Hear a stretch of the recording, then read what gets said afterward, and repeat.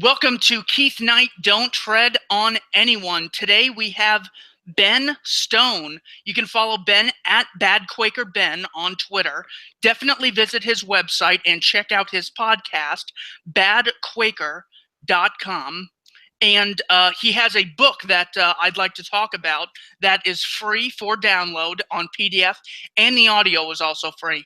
Folks, you can't ask for much more when the guy puts in so much free time for us. The name of the book is Sedition, Subversion, and Sabotage, Field Manual #1, a 3-part solution to the state. And I'm sure our friends at the OSS and CIA are very happy to read that. Ben, how are you? Really well, really well. Thanks for having me on. So, Ben, what is your book about, and why should people read it? When I started writing it, I had two things in mind. I wanted to not just regurgitate one more, my version of everything that Mises and Rothbard and Ron Paul and, et cetera, et cetera. I didn't want to just barf that back out at people. I thought that if I can't write something that brings something uniquely different to the table, then I should just shut up, because I'm never going to be as good a writer as any of those people I just mentioned. So why bother?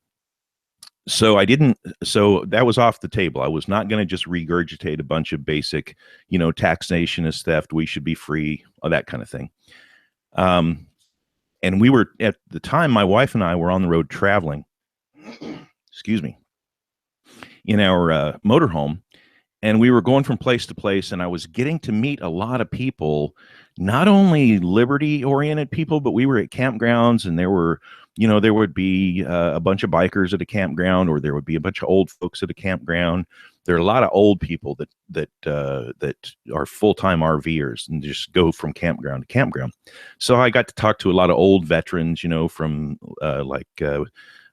Korea and Vietnam and things, and I started putting together in my head that the one thing that the liberty, I hate to even say liberty movement, it's a very uncomfortable thing for me to say, but I have no better way to express it. But the thing that the liberty movement has always lacked to me is a solid plan on how to get where we want to go from where we are. And the best thing that they can come up with is, let's just keep doing more of what we've been doing and hope that somehow things get better. But what we've been doing is what we've been doing essentially for like 240 years or something like that. And it's getting worse. I mean, today we have less liberty than we had yesterday. And yesterday we had less liberty than the day before. And we see what happened with this cop killing the other day. And another one's getting ready to go to trial, I think maybe even today. And, cops have always been bad. Cops have always killed people and brutalized people, but it's getting to the point of where it's blatant and worse, and it's just like right in our face. So it's not getting better. So the efforts of trying to vote people into office and the efforts of trying to evangelize and turn this into some kind of religious thing where we're constantly, using religious terminology and trying to win people's hearts and change the, all that stuff. I guess to a certain extent it's necessary, but it's not accomplishing our goal if our goal is to be free. And we can't be free as long as there's a state. So the state has to die. And so how do you kill the state? The state's just like an idea in people's head. It's a belief, a religion that they believe in. How do you kill that? Well, there's a couple ways. And one of the ways is you deal with the source of the religion, the source of that cult of the state, which are governments. Well, how do you deal with it? You can't tear down a government. If you tear down a government, that's revolution. They just build another one immediately. And it's usually worse than the one you kicked out. So what's the answer to that? And dealing with some of these guys, especially some of the, veterans and some of the like Gulf War vets and some of the newer, more recent out, that their eyes have opened and they saw what was really going on in Afghanistan, where, essentially the U.S. is guarding the drug trade in Afghanistan. It's really the core of the issue. And as these guys start to see that, some of them were battle trained and some of them were really hard guys. And they there's a good group of people out there that are ready to turn violent at any minute. And I was seeing this stuff well before the Trump stuff started coming on, and well before his campaign started coming in, and well before these alt-right people started springing up out of everywhere. And I saw that if we don't do something, it's going to go into revolution, and then we're just going to get something worse than we've already got. Once again, it'll happen.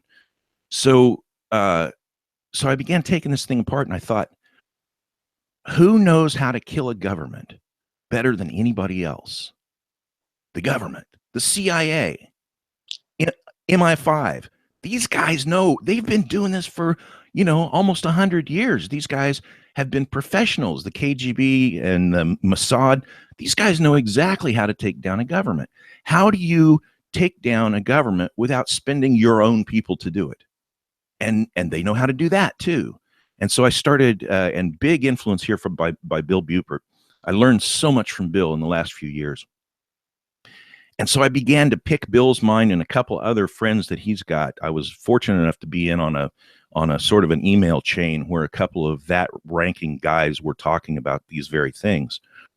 And then we spent, probably 8 months or so in Missouri in our motorhome traveling around, going from campsite to campsite, mostly being hosted by some really, boy, how do you say it? Some really nasty people. These guys, they were kind enough to pay our way and to keep us moving around Missouri and meeting with different groups. But these were like hard right militias, hard right biker gangs, some really dangerous people that were super kind to me and super kind to my wife was with me, and part of the time our daughter was there. And they were really kind to us, and they helped us a lot financially and everything. They kept us going. And they brought us like, here's a freezer full of meat. This will get you through the winter, that kind of stuff. That's how they were. But yet these people are like hard racist. And this was going on right in the time frame when the thing in, what was the town in Missouri right next to St. Louis where the riots were happening? Ferguson? Is that where it was? Anyway, yeah. So this was happening. We were there in Missouri, right in that time frame when this was going on. And these guys were half expecting the government to use what was going on in Ferguson as an excuse to literally come out and start rounding up militias, KKK, biker gangs and stuff. They were fully expecting it, and they were arming up for it. And it was kind of scary. But at the same time, I was thinking, this is not how you do this. But there is a way to do this. But somebody's got to write this out and put it out in a way that people can understand it, that it can be brief. And right about that same time, I ran into this little booklet from the OSS being the parent organization from the CIA back in the 1940s. And the OSS had this neat little pamphlet on how to destroy a government. And I read that thing and I was like, yeah, that's how you do it. That's all you got to do. And so I just took that and sort of kind of tried to make enough of a parody of it that I don't have goons kicking my door down. But at the same time, I wanted to update it and bring it into our world in a way that, that the average person can read it. They can look at it. They can go, ha, ha, ha, that's just a joke. And then they can set it to the side. And then when they know that person who really needs to read it, they can just go get it and give it to him and say, this is what you need to look at. And that guy will know what to do with, because none of us know what to do with this stuff. I mean, I'm not, if you've read the book, you and I are not the guys to go out and do this stuff. That's, I wouldn't do any of these things, but somebody will. And maybe not today, maybe not tomorrow, maybe not even this generation. But at some point in time, somebody's going to look at that and go, holy crap. This has got a battle plan that we can use to bring this thing down all the way to the ground and never rise back up again. And hopefully that'll happen, before these idiots that are in charge of nuclear weapons decide to start launching them at each other, because that things could get pretty nasty if it ever gets that bad. Anyway, did I ramble on long enough for that? Absolutely, yeah. I'm so grateful that you wrote a book like this, just because it's so frustrating. there's two parts. It's like so liberating to read Mises Rothbard. Like For a New Liberty was just such a mind-blowing book, and it's so clear. And even Mance Raider's new book, Freedom Through Memedom, which I constantly promote just because it is so good. And the best thing about it is the cost of introducing someone is like 2 minutes a day for 31 days. So that's why I've just been obsessed with that book lately. It's so frustrating looking at these things, reading this book right here by Larkin Rose, The Most Dangerous Superstition. It's so frustrating reading that and being like, okay, what do I do? Because you know that the elites are constantly planning. You know that they're certainly not just saying, well, we're just going to have press conferences and promote our ideologies, and then people will eventually embrace them. As frustrating as it is, I felt so helpless. I'm like, I at least got to start a YouTube channel because that barrier to entry is pretty low. I mean, God, how much thinking did the League of Nations take? Did the United Nations take? These people can start wars based on lies. Everything from the sinking of the Maine to the Gulf of Tonkin to Iraq has WMDs to chemical weapons in Syria. And then when something like Waco happens, when they look guilty as sin, it's perfectly fine on their end. When they kill civilians overseas, it's perfectly fine. Like, we're up against people who are so brilliant, sadly evil, but they're so brilliant that we do need a manual like this, and that's why I think it's so helpful. Ben, you talk about the difference between government and the state. Can you explain the difference? Yeah. Excuse me. So the way I view this, and I had to come to this conclusion to use the words in this manner because there really wasn't a better way that I could find to explain it. But so government, the way I define a government, and it's probably written a little bit better in the book because I had time to actually think through and reread what I was putting down.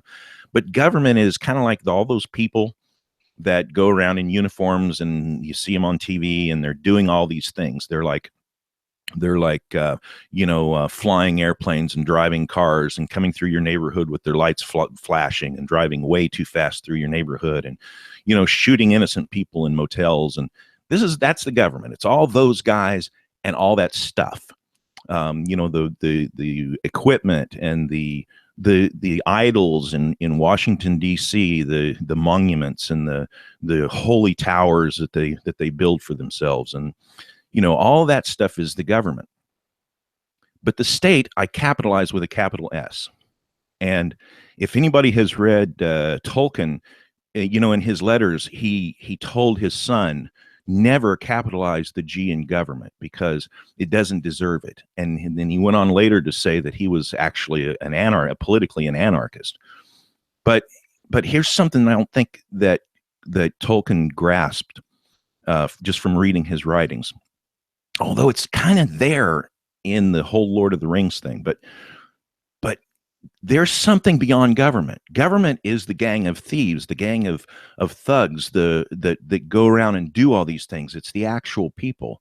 But there's something beyond that. There's something that gives these people the justification and the motivation, and it lets them release their guilt for doing the horrible things that they do. And that is the religion of the state. That is the God of the state. And that's why I capitalize the S in state, because state goes beyond just the government. It encapsulates all those people that act on behalf of this monster, of this beast, this thing, this state.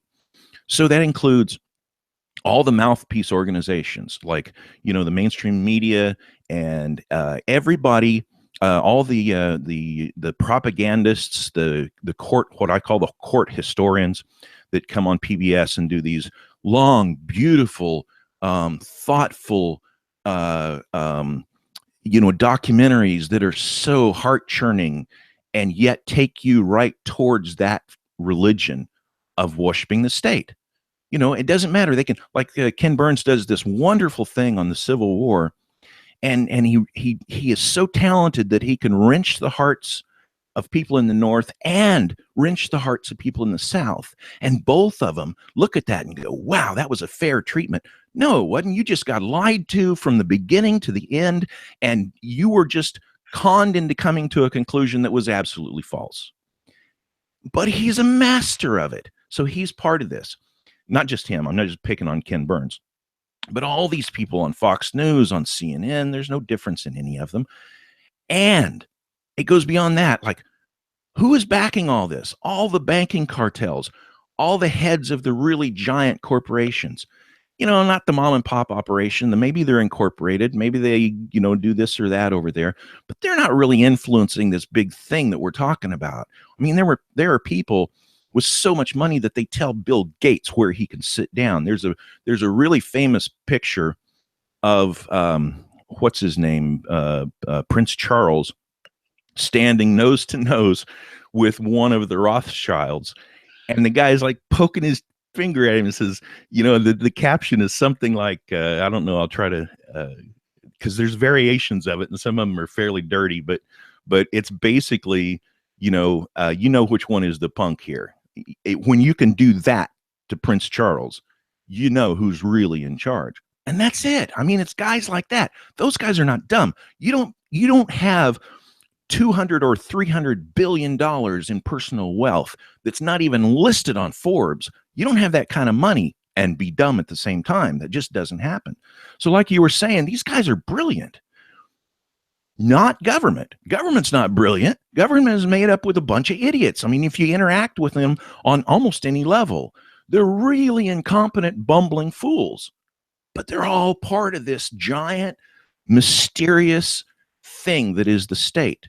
And so the state is the magical idea that floats in people's head that justifies all these people's behavior. Now, if we were in, you know, ancient Aztecs, the state would be the thing that justifies those priests holding that guy down and slashing his chest open and pulling out his heart. The priests would be guilty, but the state would be the thing in their mind that's justifying them doing it. Or name any other really crazy thing that some religious nut does. He does it because of this deep belief in his heart that what he's doing is not only justified, but what he's doing is good. And that's why the crazy cop, shoots this guy and then steps back and says, yeah, I did the right thing. I followed procedure. Or, yeah, we turned the gas on and killed all those people in the gas chamber. Yeah, because we were doing the right thing. It's the best thing for society. And he justifies the whole thing in his mind through this twisted religion. So that was the long version. But that's what I see as this difference between the state and the government. The government is all the people and all the things that you can go to and you can touch and you can talk to, and they can punch you and hit you and spray your face. That's the government. But the state is the overriding religion and God. It's a false God. It's made up in the minds of humans. It doesn't really exist. But hey, it doesn't matter if you're acting on the behalf of your religion. That's pretty much a real thing. To you, it's real because you're the one acting, and to the guy that you're beating his skull in, that's pretty real. So yeah, it's pretty real. I think the state, in that sense, couldn't be more real. Literally, couldn't be more real, and still be completely in the imagination. So that's how I view the difference there. It is just so unbelievable. Like, looking at how people. I mean, I will ask people, if Walmart gave you the choice to vote for one of their CEOs every 4 years between two people, not just one, but between two people to be their CEO, could Walmart make laws you have to abide by, enforce drug laws? Could they tax you? Could they tax your property? Could they make your kids go to a Walmart school and you can learn about all the past CEOs of Walmart and everything? And people look at me like I'm this crazy cult leader. Like, what are you even talking about? Shut up. Like, what are you trying to push here? What's your agenda? And I'm like, how is that any different than voting between two people to be in this group called the government group versus this group called the Walmart group? Yeah. And the difference is the amount of propaganda, and a word I've been accused of overusing, but I'll use it again. It's really mind control when people hold no other organization on the planet to these standards except this one group. Except one group, it's okay. Their mass murder is just war, and war is hell, you know? So if some civilians gotta die, and by the way, it's worse than that. It's not just, well, bad things happen. When someone exposes the evil, that's the bad person. Bradley Manning is bad for I cannot even say those excuses that the warmongers use. But he's bad for exposing the crimes. The guy who exposed the My Lai massacre from Vietnam, the horrible things that happened to him. It is so unbelievable that this religion of statism, it's like exposing a fish to water. Like, people don't even know that they're in this cult.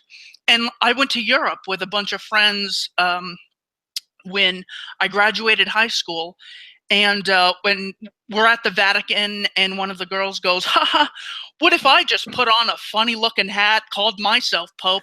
Then would people pray to me and I could free them of their sins? And I said, ha ha ha, no, you'd have to put on a suit and call yourself president, and then the exact same things can happen. And everyone looked at me like, we're trying to have fun here, you jerk. And I'm like, okay, I'm sorry I brought up one thing while we're at like the most important place in history, for God's sakes. Ben, what is peaceful sedition? Yeah, so we have this limitation on us, moral people. I'm saying we, not a collective we, but people who believe it's wrong to initiate aggression upon fellow people. Did we just blip out there for a second? Are we back? Okay. So we people who have these moral limitations on our behavior, we believe that it's not right to initiate aggression. So we want to live our lives that way. We don't want to initiate aggression, and we would prefer that people not initiate aggression upon us.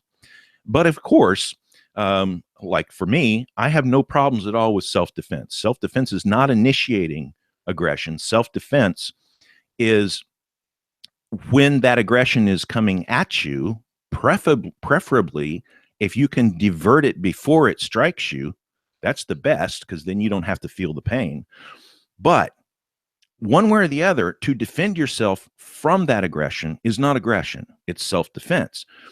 So how can we, if we're walking down the street and we see a guy that's coming at us and he's obviously going to rob us, and he's got the look in his eye, he's got a weapon in his hand, he's clearly going to rob us. Those of us who have any kind of training or experience in handling that kind of situation, we know exactly what to do. But what do we do when we have this monster, the state, coming at us? None of us are trained to deal with that. So a peaceful sedition is one that embraces this non-aggression principle that we follow, that says we cannot initiate aggression. And there's this other aspect of it. You know, the government that I was talking about a minute ago is filled with people. Some of them are really, really horrible people that do terrible, horrible things. And other people, they don't do such horrible things. They don't realize that they support this mechanism and this monster, and that in the long run, they share guilt in all these terrible things that the government does. But they don't actually hurt people. They just like shuffle papers or sign things or click on boxes on their computer. They never go out and physically hurt anybody. So they carry a different level of responsibility to this than the guy that actually goes out and shoots the guy in the floor in the motel. So how do we separate all this and deal with it and resist it in a way that is both self-defense and follows the zero aggression principle, and we don't initiate violence upon anyone or initiate aggression upon anyone? Well, the way to do that is to take away the collective argument and only deal with individuals. We don't fight the state. We fight one individual that is doing a horrible thing, and we hunt that individual down and we deal with that individual. We don't have a mass guilt of a whole collective. because really there is no collective. There is only the individual. A collective is just like the state. It's a thing that only exists. Guilt can only be carried by an individual. So we can only defend against an individual, and we can only retaliate against an individual. And all these things, I believe, are within the zero aggression principle. We can bring justice. Justice is an aspect of, you can't really have peace unless you have justice. You can't have safety or security. You can't have non-aggression unless there's something there motivating people not to act to begin with. That's justice. So we can bring in something that's never really been that much talked about in the so-called liberty movement, and that would be bringing back what we used to do naturally. Families, clans, groups, neighborhoods, neighbors used to deal with justice themselves back before the state took that over and monopolized it. That's what we used to do. And that's the natural, that if you think of natural law, that's the natural way to do it. It is to inflict justice upon evildoers while still maintaining the zero aggression principle, while still while not initiating aggression upon anyone, and not using a collective as an excuse to harm people that are really not that really a threat to other people. Because there's a lot of people that work for government that do that just because they have no place else to work. There are people that work in welfare departments, and there are people that work in,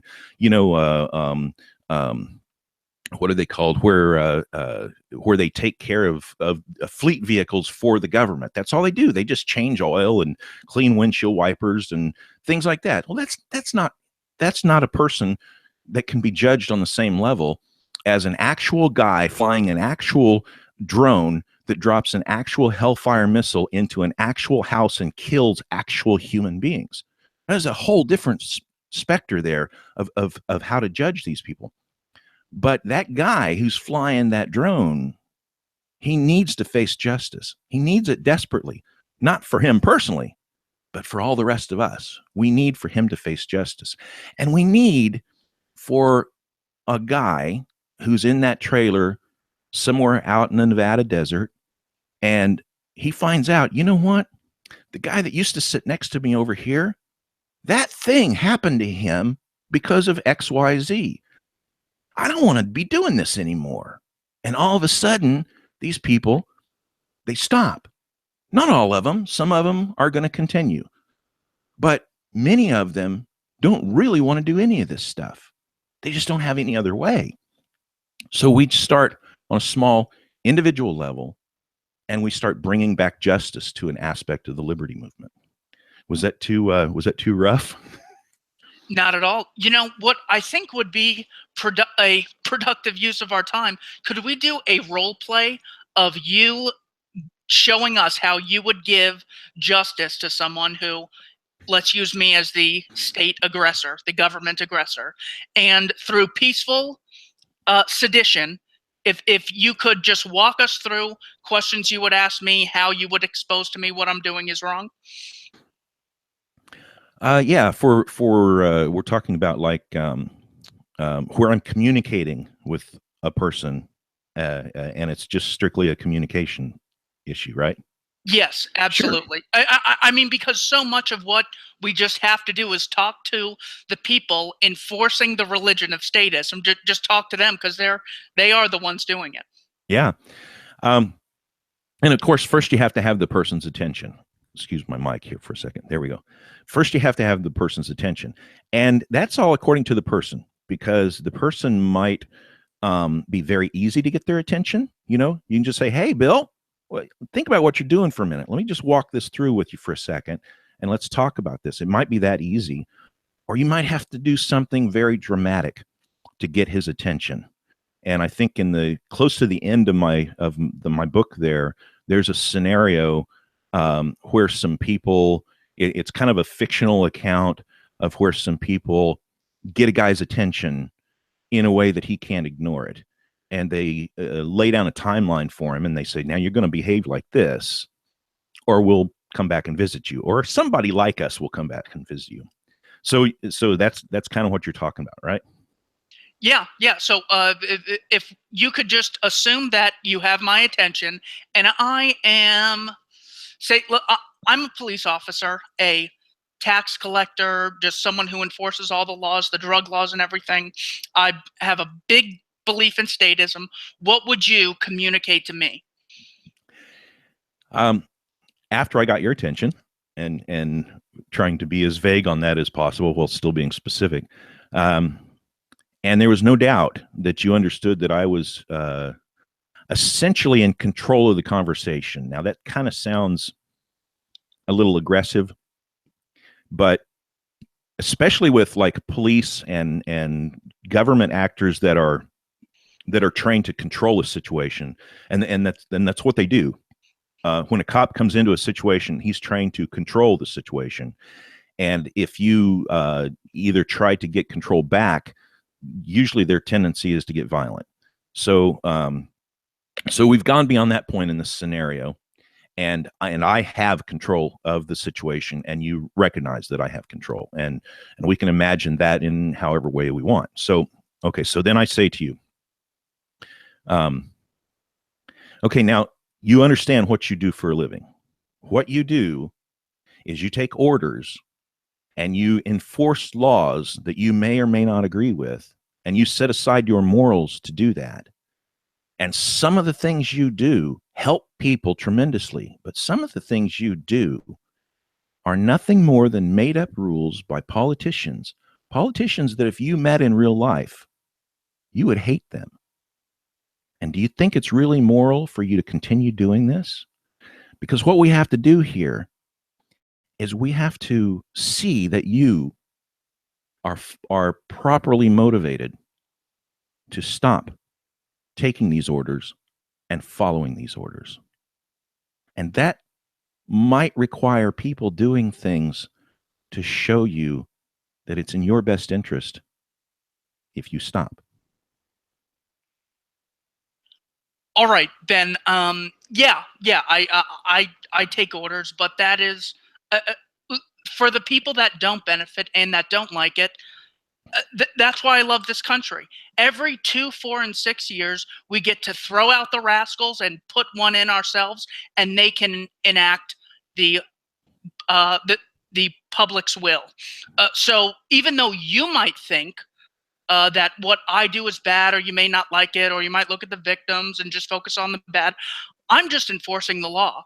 We live in a society where we social contract in such a way that we set up laws that if they're not abided by, there have to be consequences.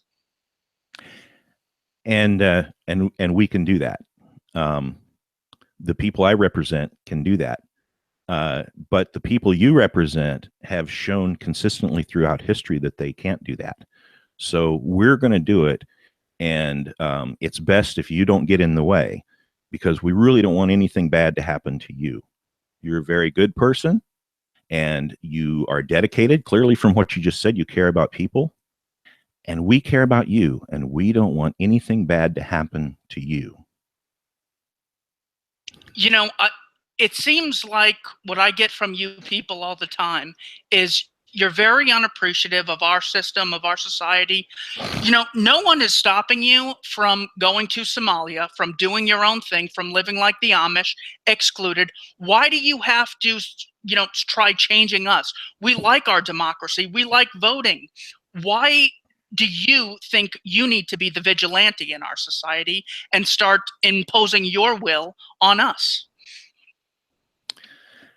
I could just be flippant here and say because I'm right, but the fact is that um, there has to be a moral position, and the moral position is to not initiate aggression on other people.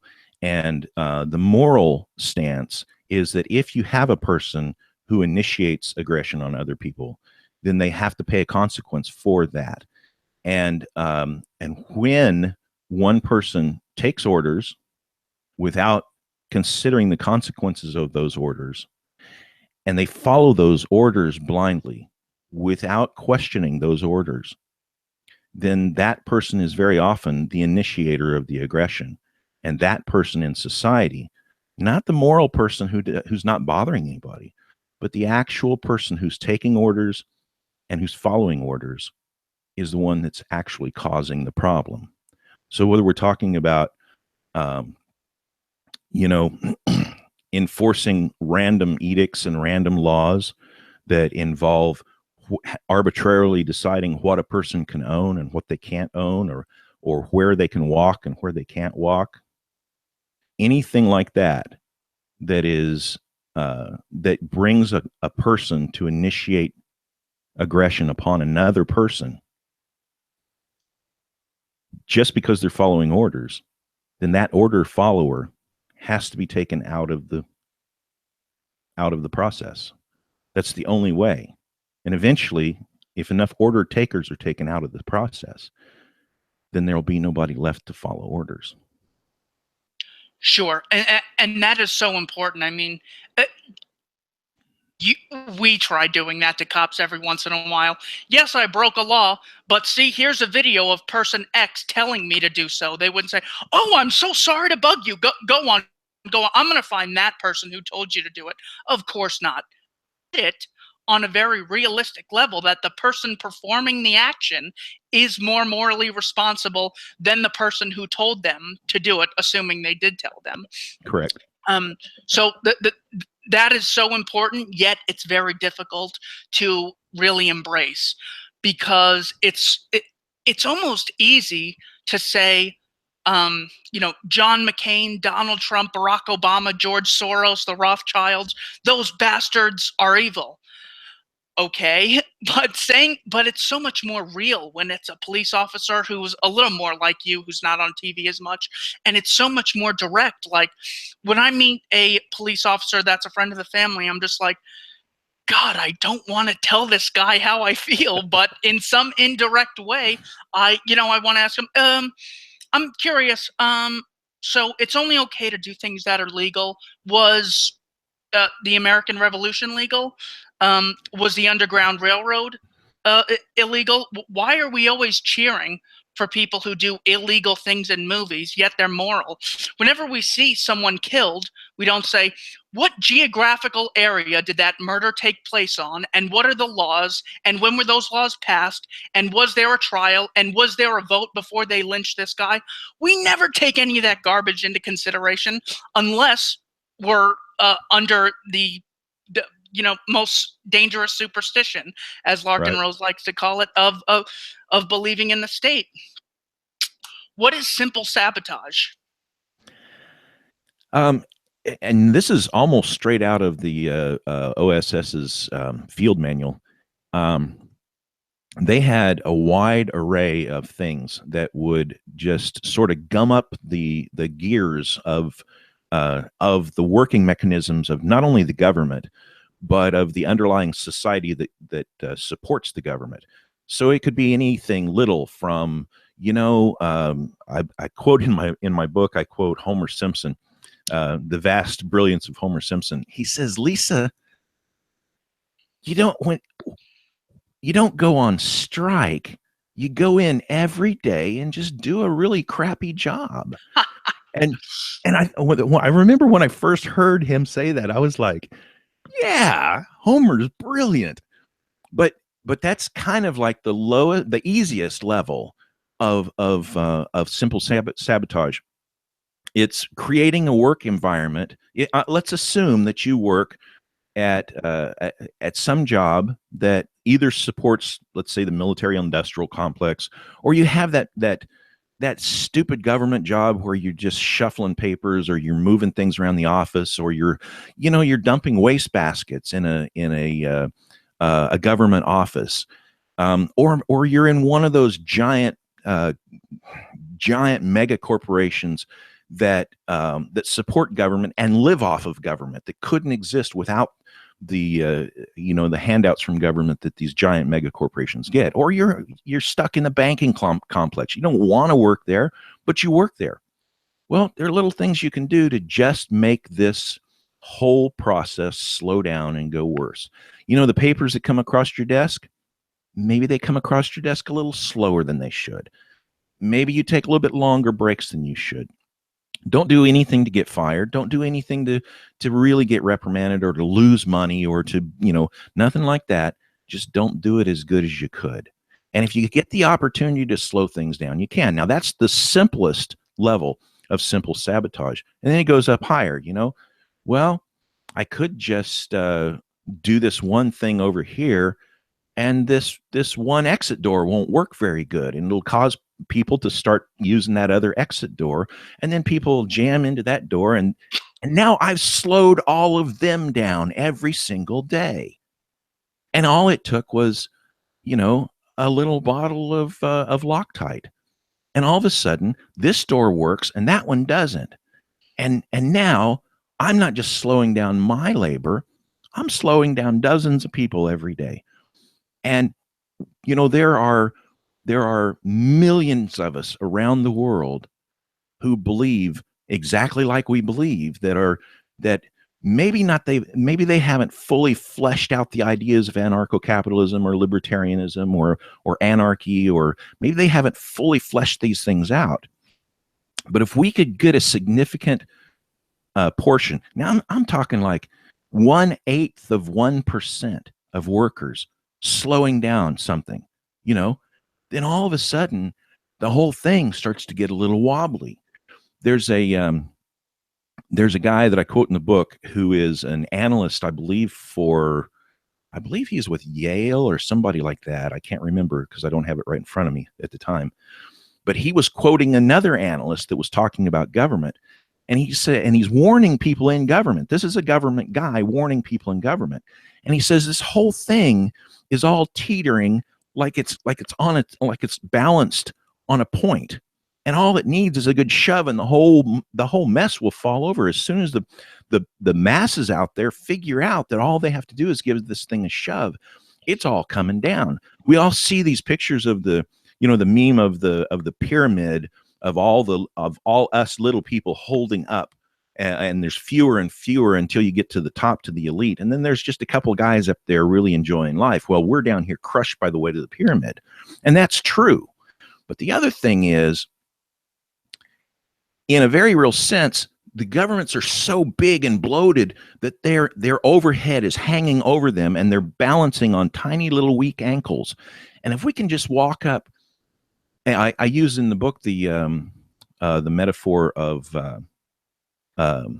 Legos. We don't have to just run up and punch government in the nose. If we can lay out Legos, and when he gets up in the middle of the night to go to the bathroom, of course, this is all metaphorical. He gets up to go to the bathroom in the middle of the night, and he's walking, and he's half asleep, and he's barefooted, and he steps on Legos. That's where we get our satisfaction, not in running up and taking chances on hurting ourselves. There's all kinds of things you can do: civil disobedience, confronting cops, and there's levels of danger to every one of these things. But simple sabotage is things that you can do that just kind of irritate the monster. They just kind of get in his way and make his life slow, and it keeps, like, if you have a high level manager that's in a major industrial, we'll pick on an arms manufacturer. If that guy's mind is occupied with his landscaping problems, then he's not going to function as well if everything in his life is running smooth.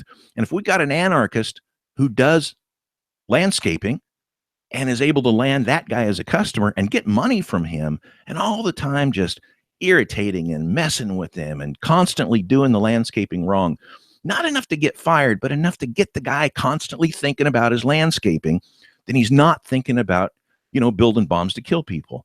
And his whole business doesn't run as well because we're irritating him on little levels. I think at one point in the book, I say something like, and I get this from Fight Club, by the way. I stole this out of Fight Club. They're everywhere. We are everywhere. And the state makes more of us all the time. Every time the state beats somebody down, yeah, they beat that guy down, but there's people watching, and there's people going, wow, he didn't deserve that. All the time, every act of violence on the part of government creates more of us. And there's more of us being created every day by that. And The whole system depends on us, dumping the trash and fixing that windshield wiper blade, or making the door mechanism work correctly, or making sure all the toilets flush in the DMV. We do that. All of us do that, and all of us can stop it anytime we want, little bits at a time. So all of a sudden, you're at the DMV or BMV, the way I have here in Ohio, and you got like an average day in a big DMV. You might have 200 people standing around in there at one time, and you've got 2 bathrooms, men and women, and you've got 6 or 8 stalls in each one. Well, if you can plug the main line to that toilet, to the main sewer line into there, even if you only plug it for a few hours, you've disrupted the entire DMV for a whole afternoon. And if you're a plumber, you made money doing it because they called you out to fix it. And if we do this on a large scale, not a large scale being large groups doing it, but individual ants all over the beast, crawling over here, biting there, over here, biting there. That's how little bees, are able to kill a big human being, by getting him in every direction and getting him all confused and having him run into things because he's trying to get away from them. The smallest thing. There's a Bible scripture, and I'm going to horribly paraphrase it, but it's my contention that most of the Bible is paraphrased anyway. But it talks about how little critters can destroy, if they can destroy the one vine in your vineyard. If you don't get on top of that, the little critters can destroy your whole vineyard. And we are the little critters. We're everywhere, and the state's making more of us constantly. We don't have to have a big march on Washington where we draw a lot of attention and get a lot of TV cameras shining on us and interviews, and all of that is counterproductive. It's never worked before. If it had worked before, then all the effort that Gandhi put into his whole thing would have produced a free India, but he didn't. It produced his own descendants being the presidents of India, and now there's a horrible government in India. So all this effort, in the same way, Martin Luther King put so much effort into doing what he was doing, and what did it produce? Well, I don't know. They can still pull over a black guy and beat him to death. How is that different than 1962 when they could pull over a black guy and beat him to death? All that effort and all that, and his own life was sacrificed for this. Well, why not do it a different way than the way it's always been done? Why not take the CIA's advice and go in there and use that simple sabotage and just a million paper cuts all over this beast and just let him bleed out one drop at a time? Anyway, sorry about that. I get real preachy. No, I love it. Yeah. And it's so funny because there is a reason that they do it.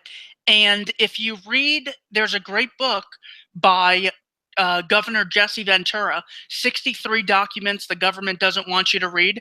And I'm reading this thing like, oh my God, and it's just a collection of documents. It's not like, here's what I learned when I read this. It's an actual photocopy of the documents, and the very first one is the CIA assassination manual. And if I tell them to you right now, you're going to say that it's a lie. You have to really see it for yourself. The little trivial things that they do that in the long run add up, and it really is basic economics. If you raise the cost of something even slightly, people are less likely to engage in that activity. So Exactly. if we raise the cost of being a tax collector, just raise the cost. I'm not saying go out and tar and feather the tax collector like they usually did, but the point is that you raise the cost just a little for them, then they're a little less likely. Raise it a little more without violating the non-aggression principle, then they're even less likely, and so on and so forth. Exactly.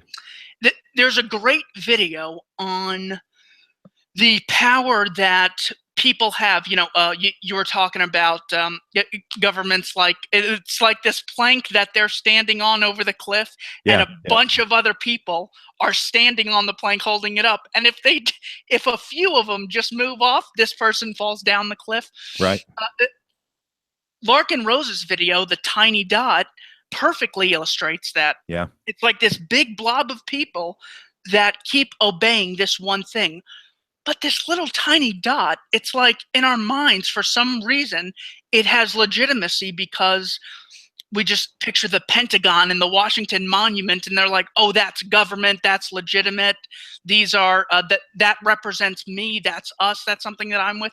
And that is so crazy that I think simple sabotage is another great method.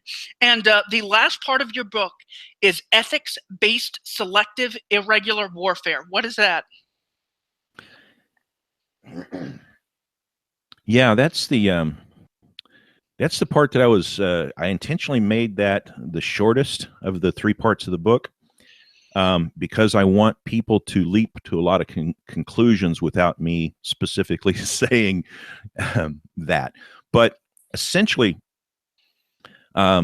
if you get the idea of small groups of people who trust each other to really high degrees, and I'm saying small groups anywhere from 2 to 4 people at the very most, maybe 5 at the very most, who can bring back true vigilante justice, which has been demonized so much by Hollywood and demonized so much by the government and by the state in general, by all aspects of the state. They have demonized vigilante justice because it's the biggest threat to them. True vigilante justice, which is historically what humans have taken care of on their own, going back to where we were basically sitting under a bush eating bugs. Vigilante justice worked for eons of time before the state, before governments came in and started monopolizing it. So if we get that back, and the way that we get it back is in very small, unattached. I talk in the book about the difference between, wow, I just lost a series of words. An organization that has a central hub that involves central planning, and everything is depending upon that central hub to work. That would be like a corporation or a government or a business. And then you have a decentralized network where you have multiple hubs. So if something takes out one of those hubs, the rest of the network still works. It just kind of bypasses that one hub. And then you have the kind of a distributed network that we see with like blockchain technology, where you can take out vast waves of the nodes and computers that are running the blockchain, and it doesn't blink. It just keeps going. And so if you organize a group of people like that, so that you have small groups of 1, 2, 3, 4, 5 people that have almost no interaction with anybody else, but they know a lot of other people, and they work entirely independently, and yet not independently. We all work in the same general direction, but entirely independently. So if one group gets taken out, or one person gets taken out, doesn't affect the function of the overall movement. Now we do that, and we start bringing back vigilante justice, which is true justice, which means not only compensation for those harmed, but guaranteeing that they won't be harmed again. And that's the two things that, like right now, the government promises us what they call justice, where they go and they arrest a guy for doing whatever horrible crime he did, and then they charge us taxes to try him, and they charge us taxes to put him in jail, and they charge us taxes to keep him healthy in jail, and then they usually will make him worse for being he'll come out of jail being a worse person than he was when he went in, because jail does the opposite of what people think. It doesn't reform criminals, it makes them worse.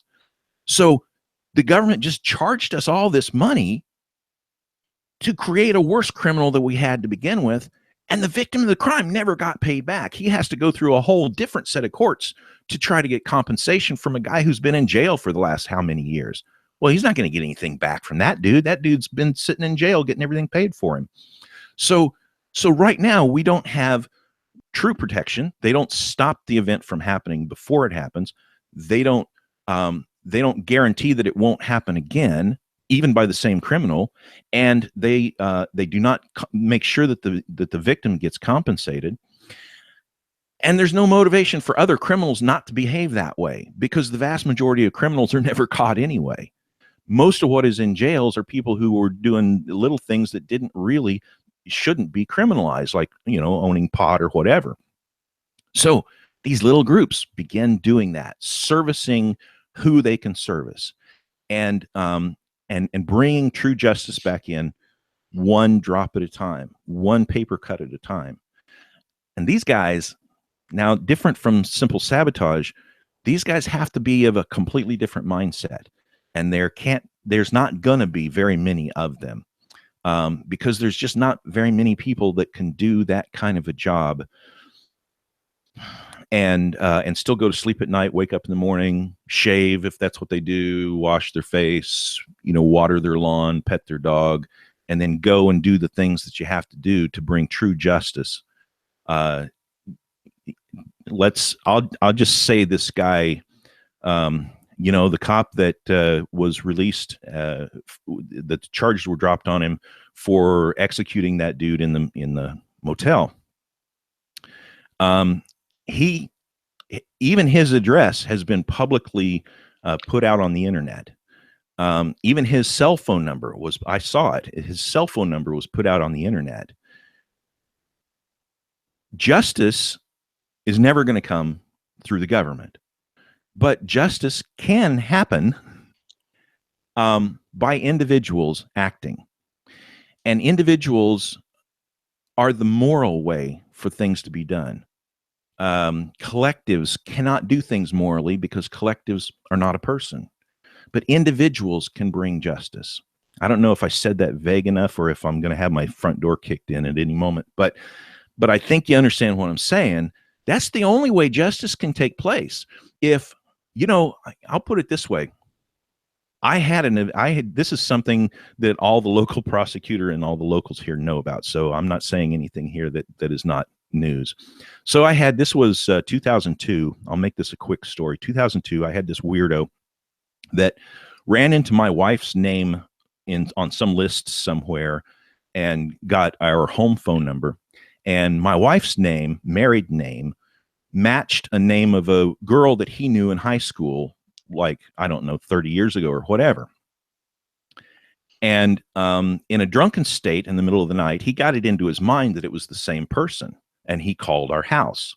And I woke up, answered the phone, had some rough words for him, unplugged the phone, went back to bed. He didn't like the words that I used for him, so he called back the next night. And this turned into a stalking situation over a couple of weeks. And it got to the point of where one of the phone calls where he called, he started telling me what time my daughters got home from school and what time my youngest daughter came home, went around to the back door through the backyard, let herself into the house, and was there for 2 hours by herself every afternoon.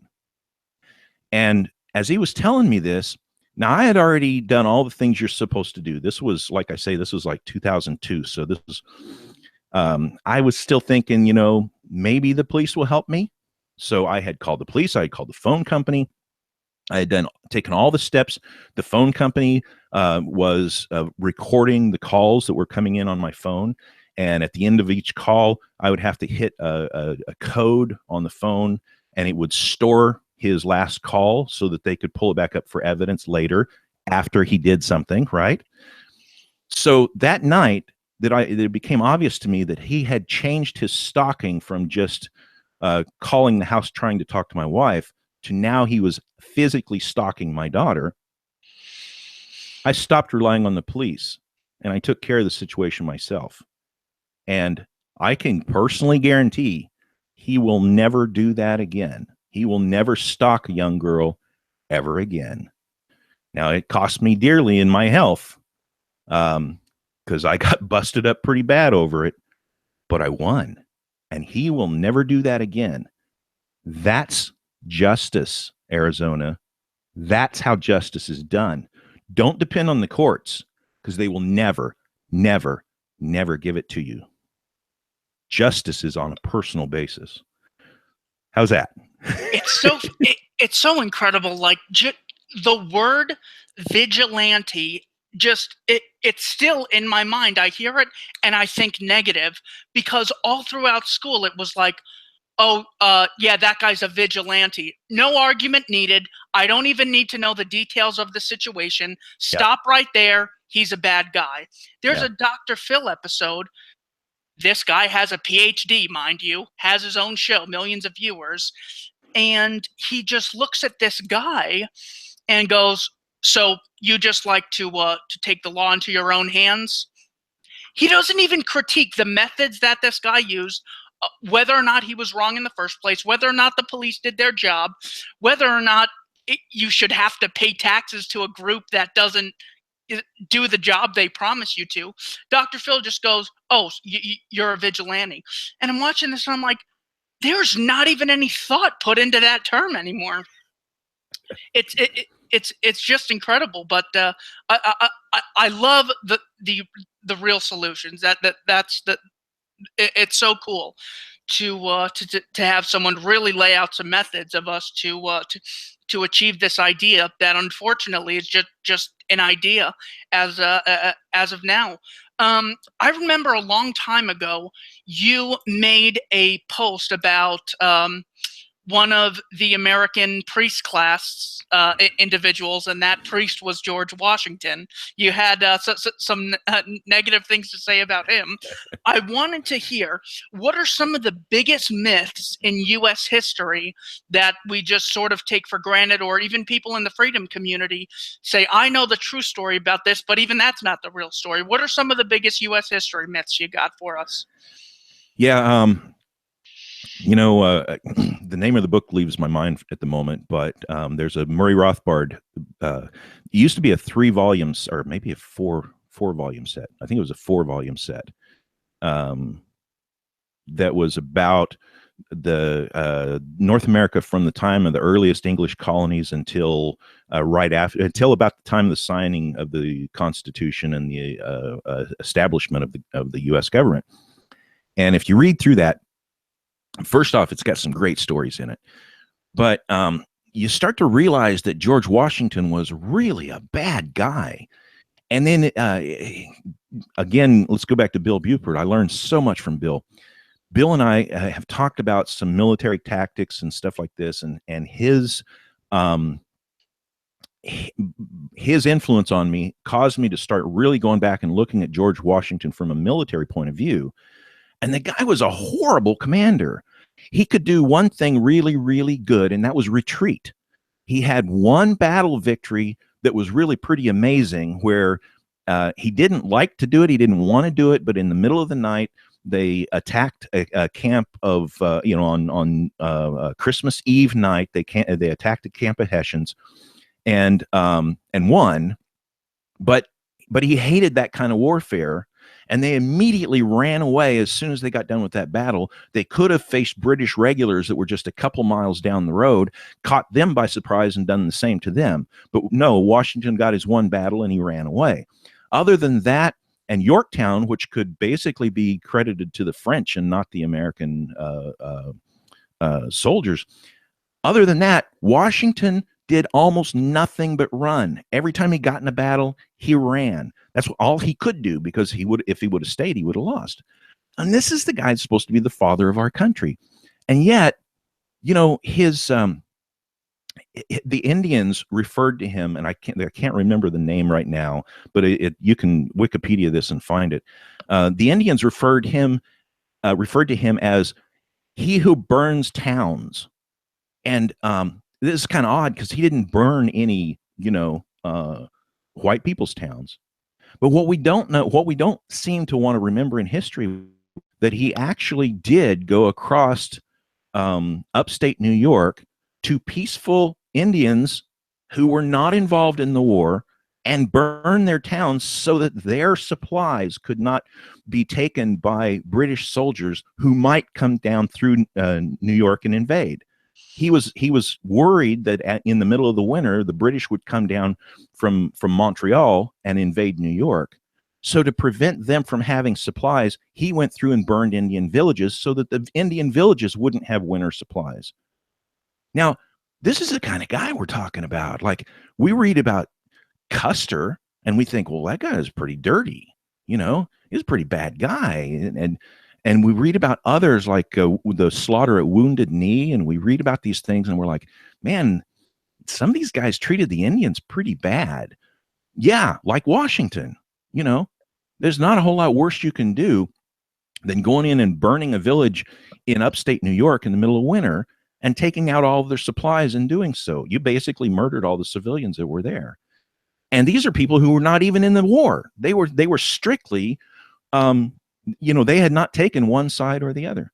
So that's wonderful. Washington. The other thing Washington did that was really funny was, while it was against the law under the king before the war, the king had forbid anybody from going into the Ohio territory to settle or survey it, because it was part of a settlement with the French to end the French and Indian War, was that the English would keep their people out of the Ohio Valley. And so Washington went in anyway, against the law, broke the law, went in, surveyed a big chunk of the Ohio River Valley, so that after the war, he owned it, because he had all the surveying papers on it. And then he started giving it out to his cronies that had helped him and that would continue to help him to become president of the United States. So he essentially broke the law under the king to survey the Ohio Valley. And then once the war was over, he owned all of that, and he used that to bribe his way into the presidency, along with the fact that he was the largest whiskey producer in the colonies at the time of the new government being formed.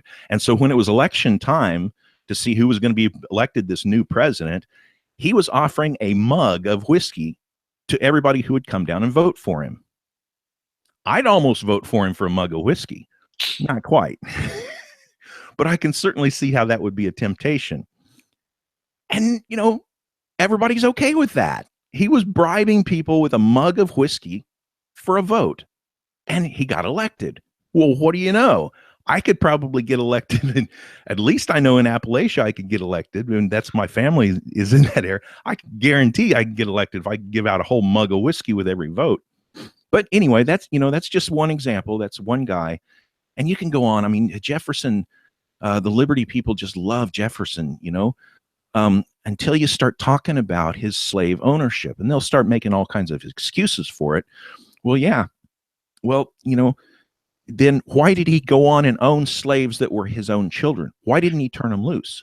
And when he was having these elaborate parties and bringing in supplies from France and driving his debts all the way through the roof, so that when he finally died, he was so deep in debt that all of his slaves were then the families were broken up and sold to other plantations rather than turned loose like what he had promised. What a great guy that guy is, Okay, I could just keep going like that. I definitely consider that just revisionist history. There's another word that is automatically bad. I can't even get on that one. That I think could at least be categorized as peaceful sedition, because so much of the state's power is the myth that, Washington, Lincoln, and FDR are just unbelievable people who we all need to be like one day. If only we could go back to those great times. Yeah. That is part of the myth that holds up this illusion. And when I read Tom DiLorenzo's book, The Real Lincoln, and I'm like, oh, what is he going to say about this, about Honest Abe? Yeah. And I read that, and the great thing about that book is he uses primary sources, not 10 historians who all quote each other. It's such garbage, that whole orgy of dishonesty. In his debate with Stephen Douglas, he says, it's not my intention to let the Negro vote, to not let them intermarry, to not let them serve on juries. And ideally, we could free them in their own lands and sort of have like a transfer agreement, sort of idea. Exactly. What could go wrong? Speaking of round them up, what about FDR? I love hearing George Takei talk about how terrible Trump is. Michael Malice responded to George Takei the other day. George Takei said, "Oh, it moves me how much this president doesn't care about us." And Michael Malice responds heroically, "Is that the only time the federal government's moved you, George?" So, so those are two. There's also a letter by Lincoln saying if I could save the North or save the Union without freeing a single slave, that's his own handwriting. Yeah. And there's another one in his inaugural address. Again, he says there will be no bloodshed if the South obeys the moral tariff. Tariff. That is even worse than the Patriot Act as far as the Orwellian names for the pieces of legislation these sons of guns put through. So, Ben, obviously, if there's one book we could recommend to people, it would be Sedition, Subversion, Sabotage, and Sabotage Field Manual #1, a 3-part solution to the state. Outside of that book, if there was one book you could recommend for all people to read, what book would that be? I think For a New Liberty, really, it's just so good. Anatomy of the State is really good too. It's hard because Anatomy of the State is much shorter, and for somebody who this is really strange stuff to them, that might be a better one. Anatomy of the State by Rothbard is just really concise and good. If you've got somebody who's a really big who really likes to read and can really dig into stuff and get really deep concepts, then I would go with The State by Franz Oppenheimer. I just love that book. It was rewritten by Albert Nock and called Our Enemy, the State, which I like the title better too. But for the deep reader, either of those two would be great. But just for the person who is like, what is this that you're talking about? I would go with Anatomy of the State, and I just can't brag about it enough. Oh, one other thing in reference to war stuff, I keep several copies of John Dennison's book, Lincoln, Wilson, and Roosevelt. The name of the remainder of the name of that. Oh, A Century of Warfare, Lincoln, Wilson, and Roosevelt by John Dennison. It's a small book, and I keep several copies of it around just to give to people. And when we were in the motorhome and we were driving around the countryside, I would just leave those in campgrounds, just because in every campground, there's like a laundry facility, and there's magazines and books and stuff that people leave in there. So I would just, have some on hand, and every time I could, I would leave one in a laundry room. Anyway, there you go. Talk about peaceful. Doesn't get more peaceful than giving gifts. You are, by the way, the third person in the last 2 weeks that I've talked to that when I ask them one book, they've said Anatomy of the State. That is such an important essay.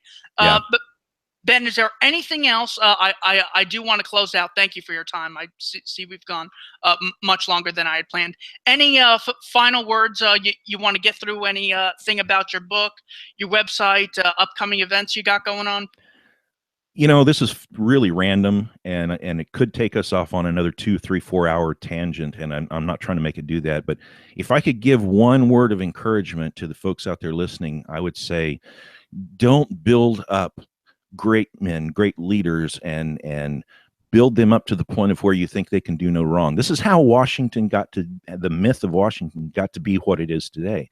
And this is true even among the Liberty leaders. We're all flawed people, and every single one of us has skeletons in our closet, and we have weird oddities about us. And when people build these guys up as being godlike, you're really setting yourself up for some serious disappointment, because all these guys have warts. And I'm saying guys, it's I don't mean that as a gender specific thing. Anybody who gets too much limelight, and they get too much attention, and they get too many followers, I've seen it over and over, their warts start coming out in every direction. And so the thing to do for self-defense is don't let yourself be so wrapped up in the cult of personality that you let that become more important than freedom itself, because it's really all about freedom. It's not about taking down one idol and putting up another idol. That's, it destroys the whole purpose of all the effort and all the blood and the work and the sweat and everything that we've gone through. That would be my one thing. Just, don't go to my website. Don't get my book. Don't read John Dennison's book. Don't read Rothbard's book. If you're just going to make another idol, just don't do it. Just look the other way and pretend like none of this is here, rather than making another idol. But the best thing, another way of saying that, some of us used to joke around a couple of years ago and make memes about burning sacred cows. And then we would take famous people in the liberty movement and put them on Photoshop them on a grill as a sacred cow being barbecued. That was maybe a little too far, but the idea was, don't make idols out of these guys. How's that? Terrific. Ben, thanks so much for your time.